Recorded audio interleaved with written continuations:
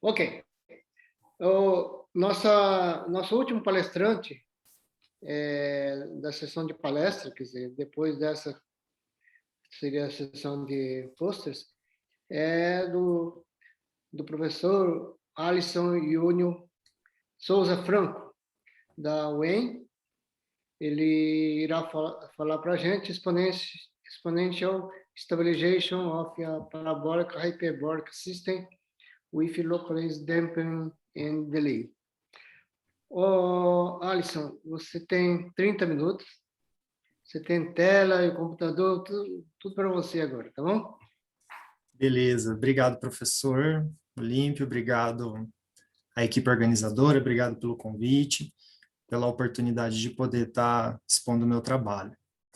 Então, eu vou falar sobre estabilização exponencial de um sistema parabólico hiperbólico com dissipação localizada e delay.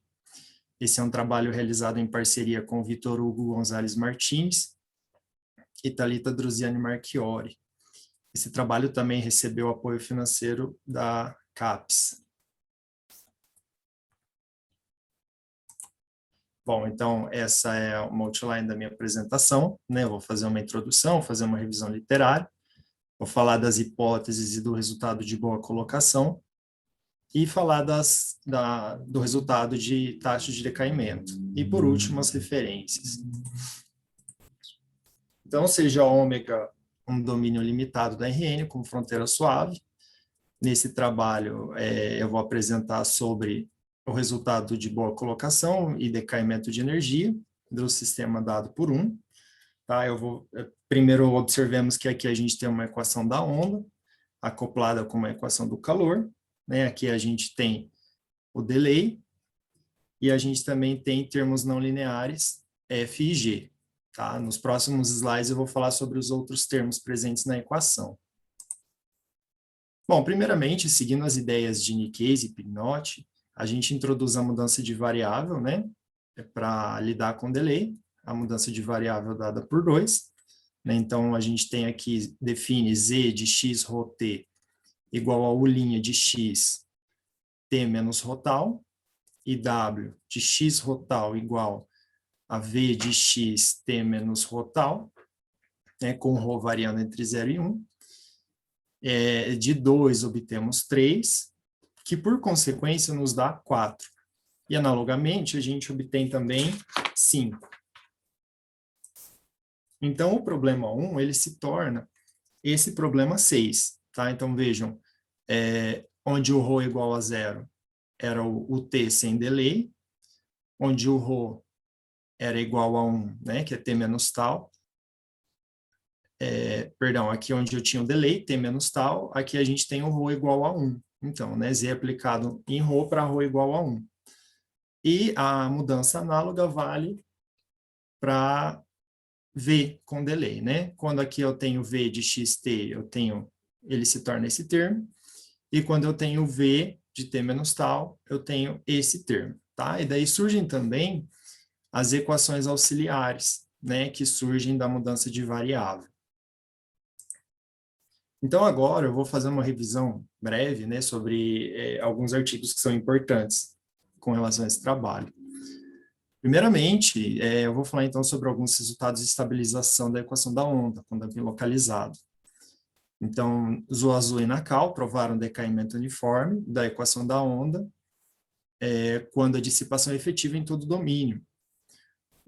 Quando a gente tem dissipação dependendo de maneira linear da velocidade, Zuazua provou que a energia associada decai exponencialmente se a dissipação é efetiva em uma vizinhança da fronteira ou em uma vizinhança de um conjunto dado dessa forma. A gente também tem, né, o trabalho de Bardos, Lebow e Rauch, que usando análise microlocal provaram um importante resultado que dá condições necessárias e suficientes para o decaimento da energia, né, que é quando a região de dumping satisfaz a condição de controle geométrico, né? Um conjunto é dito ser geometricamente controlável quando toda geodésica no domínio toca esse conjunto em um tempo finito, né? E um clássico exemplo desse tipo de conjunto é uma vizinhança da fronteira.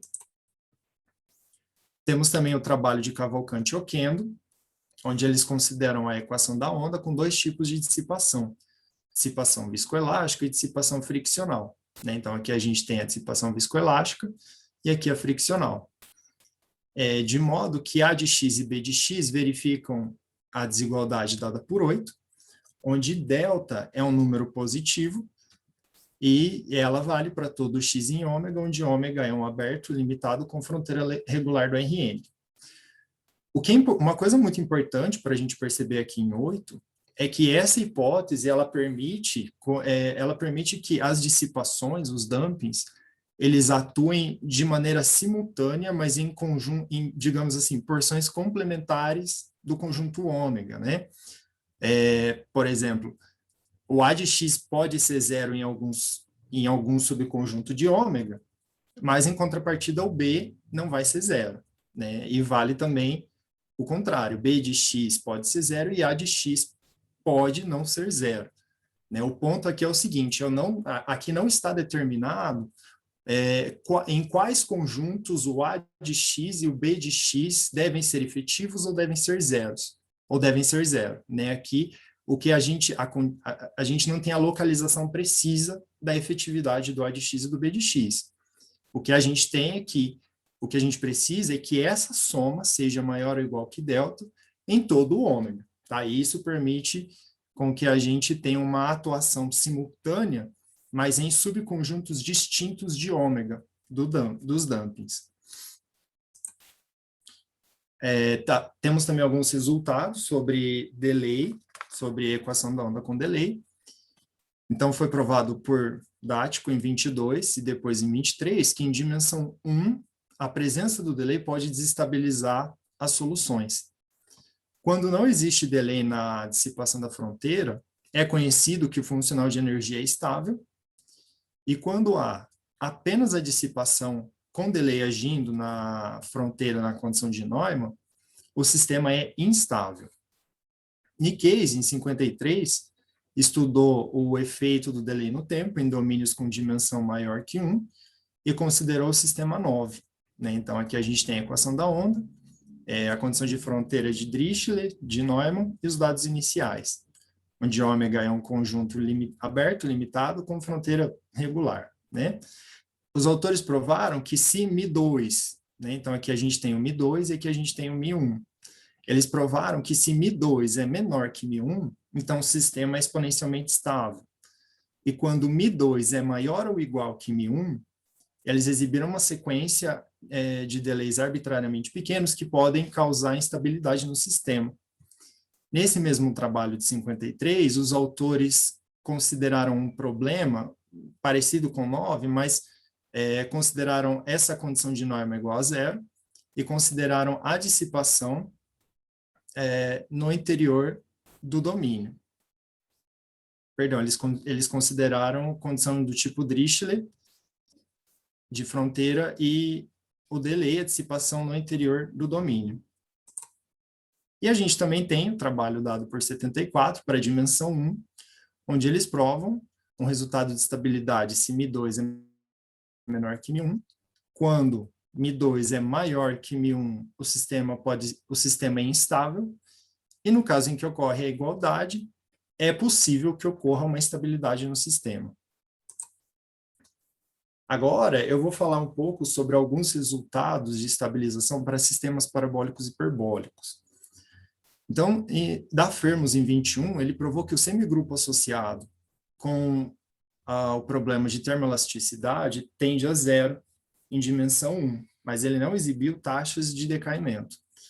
Esse sistema estudado por ele pode ser escrito na forma abstrata como em 10, onde H1 e H2 são espaços de Hilbert separáveis, A e C são operadores positivos, autoadjuntos com inverso compacto, B é fechado com adjunto B estrela, e tal que essas condições ocorram. Em 34, foi provado que quando a gente está no caso unidimensional, né, quando n igual a 1, a taxa de decaimento obtida é uniforme. E quando n é maior que 1, os resultados aplicados não foram válidos, no caso em que os autores consideraram condições espaciais periódicas. No caso em que o dumping é introduzido, foi provado por 59, por Pereira e Menzala, que o decaimento obtido é exponencial em dimensão maior que 1. Em seguida, Oliveira e Charão, naquele caso anterior, o dumping atua, aqui em 59, o dumping atua em todo o domínio. Depois, em 57, Oliveira e Charão melhoraram 59, considerando dissipação localizada, sendo efetiva apenas em uma vizinhança, em uma vizinhança de uma parte da fronteira, e eles obtiveram decaimento exponencial quando a dissipação é linear e decaimento polinomial quando a dissipação é não linear. Em 35, foi estudado um sistema abstrato da forma dado por 11, e como consequência, eles provaram que o sistema dado por 12 tem decaimento exponencial quando A de x é efetiva em um subconjunto de ômega que satisfaz a condição geométrica de controle, e com hipóteses adequadas acerca do operador B, considerado definido em L2. Temos também resultados sobre estabilidade forte e decaimento polinomial para a energia relacionada ao sistema dado por 13, usando técnicas de semigrupos. Esses resultados podem ser encontrados nessas referências. A gente também tem trabalhos relacionados a sistemas parabólicos e hiperbólicos com dissipação localizada, e também trabalhos sobre sistema parabólico e hiperbólico com delay. Então, continuando os estudos nessa direção, nossa contribuição consiste em estudar o sistema acoplado de equação calor e de equação de onda, né, onde aqui a gente tem o delay, né, aqui dado por essas mudanças de variáveis. A gente tem aqui as constantes μ1 e μ2, as não linearidades F e G.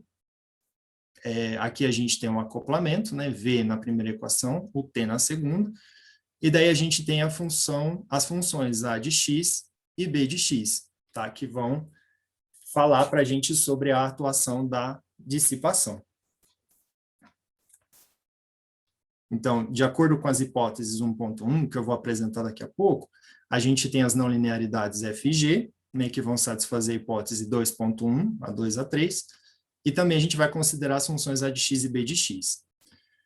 O que a gente tem é o seguinte: F tem um crescimento crítico com relação às imersões de Sobolev, ela pode atingir, né, o seu crescimento pode atingir até o índice crítico das imersões de Sobolev, e G tem crescimento polinomial longe da origem. Perto da origem, o crescimento de G é quantificado por uma função côncava estritamente crescente. E para obter a existência e a unicidade das soluções, nós não impomos hipóteses sobre localização e efetividade das funções A de x e B de x. O que a gente pede é que elas sejam não nulas. Agora, para estabilizar o nosso sistema, para obter o resultado de estabilidade, a gente também vai ter as hipóteses 3.1 e 3.2. A hipótese 3.1 é a seguinte: existe um delta zero e uma constante C, tal que A de x mais B de x é maior ou igual que esse delta zero, e B de x é menor que C vezes A de x para quase todo x em ômega. Então, essa hipótese foi inspirada no trabalho dos professores Marcelo Cavalcante e Egidio Oquendo, 18, e nessa situação, né, essa hipótese, ela implica para a gente que o A de x, ele atua em todo o domínio, né, e B de x, aí a gente pode ter ele localizado, né, e não necessariamente estrategicamente localizado em algum subconjunto. Ele vai atuar localizado, mas a gente não precisa falar, olha, ele vai atuar em um subconjunto específico. Basta em algum subconjunto. Então, o cenário que a gente tem, o que a gente pode pensar é que a equação da onda ela tem muito mais damping, né, do que a equação do calor. De fato, né, o A de x ele é full, ele vai atuar no domínio todo, e o B de x daí vai poder ser localizado. Bom, então, a nossa hipótese 1.1 é inspirada na literatura, né? A gente já viu na literatura que se μ2 é maior ou igual que μ1, é conhecido que o termo de delay, na dissipação pode desestabilizar o sistema. Então, como a gente quer provar que a energia decai para zero, a gente vai assumir a hipótese 1.1, que diz que μ2 é menor que μ1, e a gente também vai ter as constantes verificando essa desigualdade, tá? Então, tal e xi são números positivos que verificam essa desigualdade. Então, agora eu vou falar das hipóteses principais e do resultado de existência, de boa colocação. Então, a gente considera A e B funções em L infinito, não negativas, né, com a norma estritamente maior que zero, e delta, nesse momento, a gente considera ele como um número real positivo qualquer. A F, ela é uma função real de classe C2, que é nula na origem, sua primitiva satisfaz essa desigualdade, tá? Onde beta é um número maior ou igual que zero, estritamente menor que λ1, onde λ1 é o principal alto valor desse problema elíptico, e essas desigualdades nos dão que a F' no zero mais beta é maior ou igual que zero. A gente também admite que existe uma constante C tal que vale essa desigualdade para todo S maior ou igual que zero, tá? Onde P é maior ou igual que 1 nos casos em que N é igual a 1 ou 2, e P satisfaz essa desigualdade quando N é maior ou igual que 3, né? Então veja que aqui a gente está considerando um menor ou igual, que é a inclusão do índice de imersão, do índice crítico de Sobolev, e G é uma função C0, estritamente crescente, nula na origem, né? E adicionalmente existem constantes μ1 e μ2 que verificam 14. Então nós definimos esse espaço de fase, né? Esse daqui vai ser o nosso espaço de fase. Aqui o L2 de ômega cartesiano 0,1, ele vem exatamente para as novas variáveis que a gente introduz. Aqui vai ser para Z e aqui vai ser para W, né? A gente considera esse produto interno. E aí o H com esse produto interno é o espaço de Hilbert. Definimos esse operador com esse domínio. Definimos o operador B, né, que vai atuar como uma perturbação. E daí a gente pode reescrever o nosso problema 6 como esse problema de Cauchy abstrato, 16. E aí a gente tem, então, o resultado de existência e unicidade de soluções, né? Então, sob as hipóteses 1.1 e 2.1, se o zero pertence ao domínio do operador, então existe uma única solução forte, com essa regularidade, de modo que o T pertence ao domínio do operador, e se o zero pertence ao H, então existe uma única solução generalizada com essa regularidade. Tudo isso para todo T maiúsculo positivo dado. E temos também a dependência contínua das soluções com relação aos dados iniciais nessa norma, né, na norma de C0T de H, para todo T dado. Agora eu vou falar das taxas de decaimento. Então, aqui a gente vai assumir que existe delta zero e C maior que zero, tal que vale essa desigualdade, e tal que também B de x menor que C vezes A de x para quase todo x em ômega.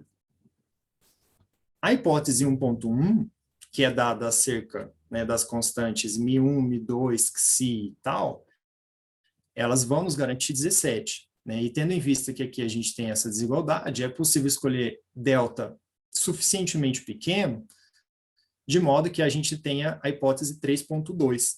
Tá? Então, delta tem que verificar as hipóteses dadas aqui em 18. Né? A gente tem que assumir que delta sobre 2 tem que ser pequeno, de modo que esse número seja negativo, esse seja negativo e esse também.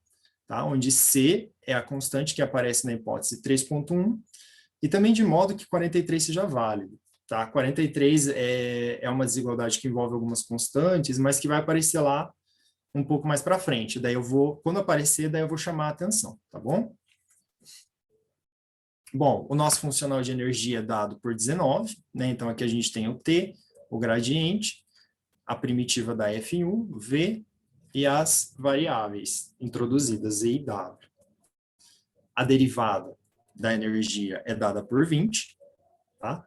Então, aí o que a gente precisa fazer? Primeiramente, a gente precisa provar, né, verificar que a derivada da energia é não negativa. Então, o que a gente precisa fazer? Precisa usar desigualdade de Roeder e Young para lidar com esses termos que aparecem aqui, né? Com os termos de acoplamento. Então, o que que a gente vai fazer? Aqui a gente vai usar desigualdade de Young, e aqui a gente também vai usar a desigualdade de Young. Aqui nessa passagem, veja que a gente vai multiplicar e dividir por A de x, né? Então, nesse momento, a gente precisa assumir que A de x é quase sempre maior que zero. E, em seguida, a gente precisa que B de x dividido por A de x seja sempre menor que uma constante C, tá? Então, por isso, aqui a gente usa uma parte da hipótese 3.1. E aí a gente consegue essa desigualdade. E com isso, daí conseguimos provar 23, né? Então, aqui esse número é negativo e esses aqui também vão ser negativos, tá? Então, a gente consegue garantir que a energia é não crescente, tendo em vista também a hipótese acerca da função g, tá? Bom, então, como eu já disse, com delta suficientemente pequeno, a gente consegue que E de t é não crescente para todo t maior ou igual que zero. E assim a gente tem teorema de decaimento, né? Assuma as hipóteses 1.1, 2.1, 3.1 e 3.2. E seja R tal que a energia seja menor ou igual que R. Então, tal que a energia inicial, né, E de zero, seja menor ou igual que R. Então, a energia satisfaz essa desigualdade para t suficientemente grande, tá? Onde o T0 é maior que todas essas constantes, e as constantes positivas C0 e γ dependem de R e T. Então, para a gente realizar essa demonstração, a gente começa definindo o D de T, tá? Esse D em negrito. Ele é E0 menos ET. Então, a gente tem essa expressão. Veja. Opa, tá. Aí, para obter o decaimento uniforme, o que a gente precisa mostrar é que o D de T, que E de T é menor ou igual que uma constante que depende de R de T, vezes D de T. Então, uma coisa que é importante a gente notar é que o D de T ele é maior que essa soma, que é maior ou igual que zero. Tá? Por que que é importante pensar nisso? Né? Porque a gente vai precisar fazer estimativas, estimar em função de D de T. A gente vai provar que determinados termos são menores ou iguais que D de T. Então, o que a gente vai fazer vai ser mostrar que esses termos são menores ou iguais que partes dessa soma, né, que como cada uma delas é não negativa, então isso daqui vai ser menor ou igual que D de T. A estratégia é essa. O que a gente vai fazer é multiplicar a primeira equação do problema 6 por U, a segunda equação por V, e daí integrando, a gente vai ter a desigualdade dada em 29, tá? Então, aqui, esses termos que eu estou indicando, eles vêm da equação da onda, né, que é o termo do acoplamento. Aqui, esses termos vão vir da equação do calor, tá? Daí, esses outros dois termos, eu precisei somar ambos os lados para completar a integral da energia. Aí, aqui, a gente nomeia essas integrais e a gente vai estimar cada uma delas. Então, para estimar I1, a gente usa a hipótese 3.1, tá? Então, aqui eu vou multiplicar e dividir por delta zero. Pela hipótese 3.1, então, delta zero é menor ou igual que essa soma. E aí, novamente, pela hipótese 3.1, eu consigo majorar esse B de x por C vezes A de x, né? Daí eu tenho essa desigualdade, e este termo é menor que D de T. Para estimar I2, então, só vou comentar aqui um detalhe que é o seguinte: as nossas estimativas, a gente vai fazer o quê? A gente vai estimar cada uma daquelas integrais por ou D de T, ou em epsilon vezes a integral da energia, ou integral de UT, da norma de UT ao quadrado, ou E aplicado no T maiúsculo, tá? Então, todos os termos a gente vai procurar sempre estimar em função desses quatro outros termos. Bem, para estimar I2, então, a gente tem essa desigualdade, tá? Pela hipótese de crescimento da F maiúsculo. No caso n igual a 1, a gente tem essas desigualdades, que são válidas. E aí, considerando para epsilon maior que zero dado, a gente consegue essa desigualdade. Tá? E utilizando essa imersão, a gente tem essa estimativa. Então, que é como eu disse, né? Aqui eu não vou estimar por D de T, vou estimar por epsilon vezes a integral da energia e por esse outro termo. Para n maior ou igual que 2, a gente tem essa imersão para eta suficientemente pequena. Usando resultados de interpolação, a gente obtém essa desigualdade. E aí, usando uma desigualdade de Holder adequadamente e usando a estimativa para U, né, limitando ela pela energia, a gente consegue também a desigualdade que a gente quer. Tá? Então, em qualquer caso, quando esse termo H01, que está multiplicando por epsilon, ele vem para a energia, e esse termo ele vai vir, eu vou manter ele aqui com a integral no tempo. Para estimar I3 e I4, eu uso o fato de que D de T é igual a I0 menos ET. Tá? A ideia é que eu consigo 3.2, então veja, aqui está o D de T, aqui está o E de T maiúsculo, que também é outro termo que eu quero que apareça. Para estimar I5 e I6, eu também vou usar Young, tá? Então veja, quando aqui eu tenho o T vezes U, o U eu vou usar Poincaré e vou majorar ele pela integral da energia. O A de X, o T, eu vou majorar por D de T. E aqui também o raciocínio é análogo, né? Essa parte eu majoro pelo D de T, essa parte eu majoro pela integral da energia. A estimativa para I7 segue imediatamente da hipótese, da F. I8, o raciocínio é análogo. I9 mais I10 também. Tá? Na verdade, aqui é direto, né? Isso daqui é não negativo, isso daqui é negativo. Isso daqui eu consigo majorar pela energia inicial. Para I12, 13 e 11, 12 e 13 também, tá? A estimativa é análoga. Eu só agrupo um termo aqui, eu só agrupo esse termo que tem bxv quadrado, tá? Só para depois mostrar que ele é não negativo, de fato. Não que ele é negativo, de fato. Para estimar I14, eu vou provar, eu uso a expressão da variável introduzida, tá? Faço uma mudança de variável e também utilizo as equações auxiliares que surgiram, tá? Eu multiplico a terceira equação de 6 por xi a de xz, e aí usando a desigualdade obtida por esse cálculo, I38, eu consigo estimar essa integral por t vezes a constante d de t, e a estimativa de 15, né, que é b de x vezes w, é similar a 14. Bom, aí combinando todas as estimativas com 29, eu obtenho a desigualdade dada por 41, tá? Então, 2 vezes a integral da energia é menor ou igual que esse termo, que é não positivo, né? Mais uma constante vezes a integral de UT, a integral da norma de UT quadrado, mais uma constante vezes d de t, mais outra constante vezes e de t, mais outra constante vezes a integral da energia, tá? Então, olha só, a gente vai escolher o epsilon de modo que 42 ocorra, tá? Essa constante, ela é uma constante que depende de outras constantes, mas que estão fixas no nosso problema. No caso, ela não vai depender de delta, não vai depender de epsilon, nem de t, tá bom? E aí, escolhido esse epsilon, a gente escolhe o delta, tá? Que satisfaz a hipótese 43, que era outra hipótese que eu tinha comentado, lá na hipótese 3.2, tá? E aí, usando o fato de que a energia não crescente, a gente tem essa desigualdade, tá? Então, o que resta fazer para concluir a demonstração é provar 45, tá? Que a integral da energia é menor ou igual que uma constante vezes d de t.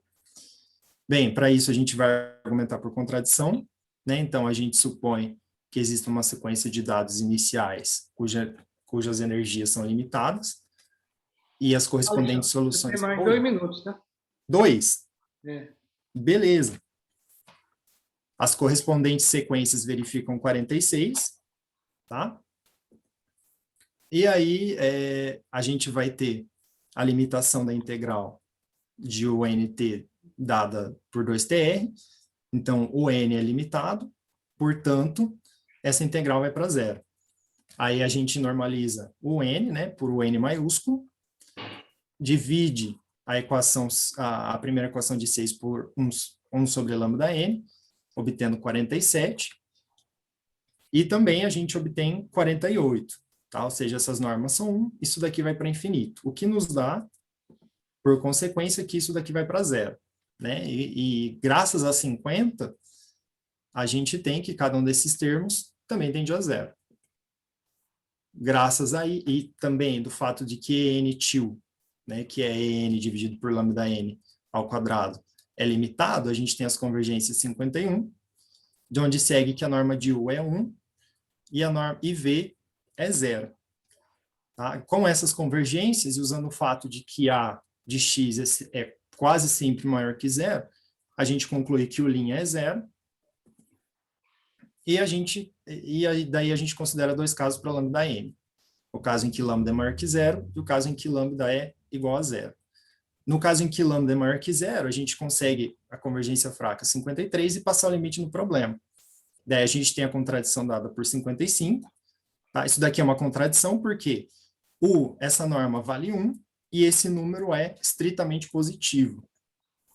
E no caso em que lambda é zero, a gente usa essa decomposição de Taylor com o resto de Lagrange para F, consegue passar o limite no problema, tá?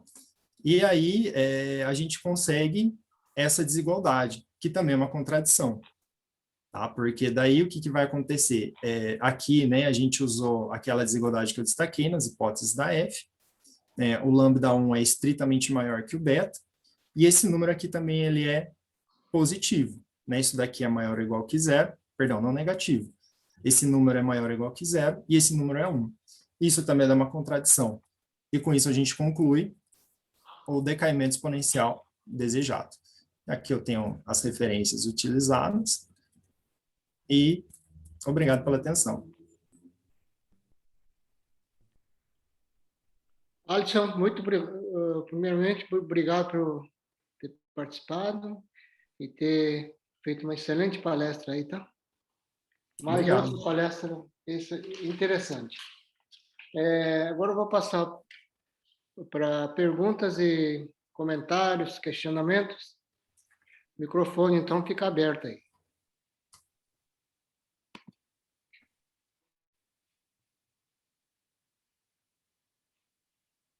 Vamos lá, gente?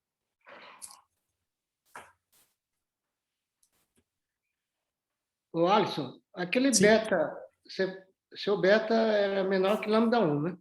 Sim. Tem alguma coisa se o beta cruzar esse primeiro autovalor aí, não?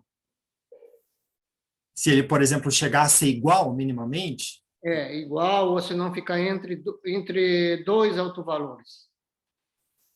Professor, eu não conheço, eu não sei como seria nesse caso, né? Porque a gente usa que o beta é estritamente menor, né? Então, Mas... quando é mesmo igual ao lambda 1, é um problema difícil, chamado problemas ressonantes, né? Uhum. E se o lambda, por exemplo, tiver entre lambda 1 e lambda 2, né? Aí seria um problema interessante. Eu não sei como seria, mas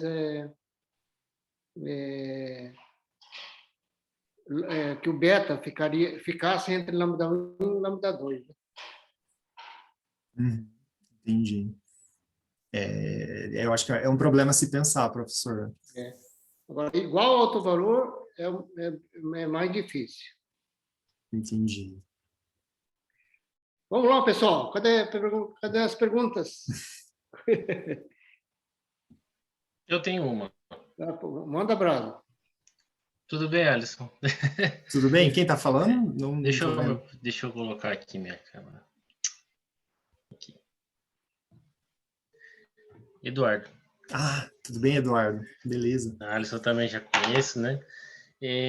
Poxa, gostei muito da apresentação, da interação também do localizado, né? Dos ambos localizados. Eu só queria saber duas coisinhas, Alisson. Primeiro, é que, tipo, eu não sei muito sobre localizado, tá? Problemas localizados. Não sei, na verdade, sei nada. Só vou perguntar uma coisa.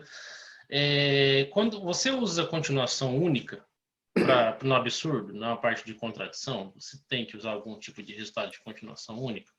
Não, eu não chego a usar continuação única. E esse sai de beleza, assim, sai sem continuação única. Eu não preciso usar a continuação única. Os absurdos que eu tenho, eles surgem das desigualdades, né? Aqui, né, por exemplo, esse é o segundo caso, né, que é quando o lambda é igual a zero. E depois o primeiro caso, que é esse. Então, a gente não chega a usar a continuação única. As próprias dissipações compensam a continuação única, é isso? Imagino que sim, num certo sentido, é alguma coisa no caso nesse do sentido. o AX mais BX daquele delta em todo mundo, eu acho que não precisa se propagar para todo mundo, né, pelo jeito, assim, via continuação única. Sim. Né? Não, interessante, tanto porque, assim, eu não sei como é que seria, até o Vitor apresentou alguma coisa com o delay também, que você está participando, né, se eu não me engano, eu esqueci de perguntar isso para ele, porque se você tem uma continuação única com respeito ao delay, será que é possível você criar uma continuação única num cilindro dependendo do delay para retirar a hipótese de μ1 maior que μ2? Entendi. Entendeu? Uma continuação única num cilindro específico, dependendo da variação das constantes, tipo, onde tem μ1, μ2, aí na parte temporal ali você retira a dependência, zera numa parte, por exemplo. Entendeu? Sim, mas a questão do μ1 e do μ2 é interessante porque, assim, eu concordo com você que é bem natural a gente pensar em retirar essa hipótese, né, porque é um passo. Sim. Mas eu preciso dela para provar a existência, para você ter uma ideia. Isso é importante também, tanto que eu comentei no Vitor também, quando você troca o dumping friccional por memória, que esse foi o que eu apresentei na segunda-feira, você tem que fazer a existência somando e subtraindo um termo. Você não consegue, porque você tem que ter a relação das velocidades, né, do delay e do friccional para ter interação entre μ1 e μ2. Certo. Né? E lá você soma e subtrai um termo que não tem nada a ver com a memória, tem a ver com o friccional. Então, não tem essa relação do μ1 e μ2, tanto que você pode ter o μ1 e o 2μ1, por exemplo. Aí tem essa relação. Se você somar e subtrair um termo, pode ser, tipo assim, você tem um μ1 e um 2μ1, somar e subtrair 2μ1, um você joga no Lipschitz para fazer semigrupo e o outro você absorve, porque 2μ1 é maior que μ1. Então, talvez você não tenha essa dependência. Eu acho, tá? Por causa de memória, que eu estou associando. Por exemplo, você tem essa equação, né? Então, se você tem, por exemplo, soma e subtrai 2μ2, Z1. Não sei, alguma coisa desse tipo. E compensa com o friccional, eu jogo outro no Lipschitz, sabe? Isso você fala para fazer existência. Existência. Tá? Tem um artigo no JD, inclusive, que o cara faz por Galerkin, né? Não é por semigrupo, e ele tira essa dependência do delay para qualquer. Na existência só. No decaimento, com certeza, tem que ter estiração, porque você mesmo já mostrou que, se for estrito, tem instabilidade, né? O contrário também tem instabilidade. Não, mas como atualmente também estou trabalhando com delay, está surgindo muita questão nova de delay, né? Então a gente está ainda caçando muita coisa para. Sim, não, mas é legal, é legal. Eu não tinha pensado nisso que você disse, né? Tentar usar essa estratégia para tirar essa dependência do μ1 e do μ2 já na existência, né? Eu não tentei porque eu não peguei a parte do friccional, tá? Mas assim, a estratégia com memória é essa, então pode ser que dê numa existência tirar essa dependência. Né? Entendi. Não, é bem legal, é uma coisa para se pensar mesmo. Mas assim, show de bola o trabalho. Obrigado, Eduardo. Ok. Tem mais pergunta, pessoal? Bom, senão vamos agradecer ao Alisson pela palestra, excelente palestra, e muito obrigado pela participação, viu, Alisson? Obrigado, professor, eu que agradeço. E acho que o Marcelo, o Valério também, mas eu também estou ficando muito contente com esse pessoal novo que está aparecendo aí. Acho que, pelo menos eu já já posso me aposentar logo, já, de vez.